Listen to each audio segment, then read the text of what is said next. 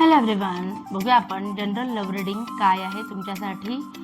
तुमच्या पार्टनरच्या एनर्जीज कशा आहेत आणि तुमच्या एनर्जीज त्या पार्टनरसाठी कशा आहेत आणि पुढे जाऊन घटना काय घडणार आहेत आपण सगळं बघूया.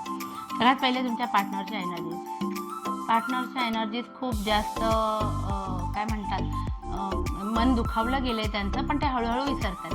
पण स्टील त्यांच्यामध्ये ना अजूनही क्लॅरिटी आलेली नाही आहे की तुमच्या बाबतीत त्यांनी घेतलेला डिसिजन योग्य आहे की नाही आहे. काही डिसिजन त्यांनी घेतले पण त्यांच्या डोळ्यावर एक पट्टी आहे, ते स्वतःच्याच काय म्हणतात ना विचारांमध्ये आहे. त्यांना असं वाटतं की तेच योग्य आहे.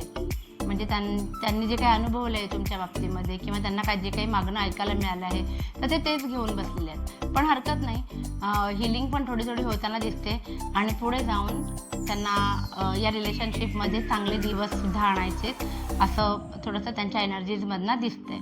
किंवा नवीन रिलेशनशिपमध्ये जरी जायचं असेल तरी त्यांची मनाची तयारी आहे. आता तुमच्या एनर्जीज कशा आहेत तुमच्या पार्टनरच्या प्रती ते आपण बघूया. कसं आहे, तुम्ही तुमच्याच लोकांना दुखावलं आहे, म्हणजे हे तुमच्या पार्टनरला तुम्ही उगाचच दुखावलं आहे आणि त्या दुखावण्यामागे ना तुम्हाला चुकूनही जरासुद्धा वाटत नाही आहे की तुमच्याकडनं काही चूक झाली आहे.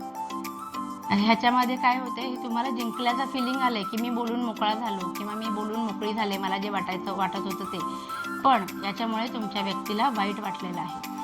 बरं, त्याच्यानंतर तुमचा ॲटिट्यूड अचानकच नाही का एक लोनलीनेस प्रेफर करायला लागला आहे. जरी तुम्हाला वाटते की मी माझ्या जागी योग्य आहे, तरी तुम्हाला असं झालं की मी नाही त्या व्यक्तीकडे जाणार स्वतःहून, त्यानं यावं माझ्याशी बोलायला किंवा तिने यावं माझ्याशी बोलायला, असं थोडंसं झालं आहे. आणि तुमचा कुठेतरी फोकस जो आहे, तुमचा जो पॉझिटिव्हपणा जो आहे तो हळूहळू कमी होताना दिसतो त्या व्यक्तीच्या बाबतीमध्ये. म्हणजे याची पहिल्यांदाच असे रीडिंग आलेत की तुम्ही कुठेतरी चुकताय असं दिसतंय आणि पार्टनर जे आहेत ते दुखावले गेलेत, पण यातनं कुठेतरी मार्ग काढताना हील होताना ते दिसतात. कन्फ्युजन त्यांच्या मनात सुद्धा आहे. आता बघूया तुमच्या रिलेशनशिपमध्ये पुढे जाऊन काय घडणार आहे. चला, नशीब कार्ड चांगले आलेले आहेत.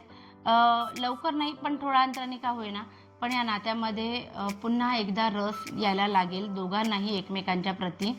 आणि मग तुम्ही पुढचा जाऊन विचार करू शकता या रिलेशनशिपला पुढच्या लेवलला कसं न्यायचं. हे सगळं काय म्हणतात, फॅमिली मेंबर्ससोबत सुद्धा हे डिस्कस करायचं असेल तुम्हाला, यातनं काही फंक्शन्स कसे तुमचे क्रिएट करता येतील ह्या रिलेशनशिपला घेऊन, तर एक हॅपी मोमेंट्स कसे क्रिएट करता येतील याच्याकडे तुमचा कल असेल. आणि हे नातं आतापर्यंत जरी डगमगलं असलं तरी हे नातं आता दोघांनाही टिकवण्याकडे तुमचा कल असताना दिसतोय. Okay, bye.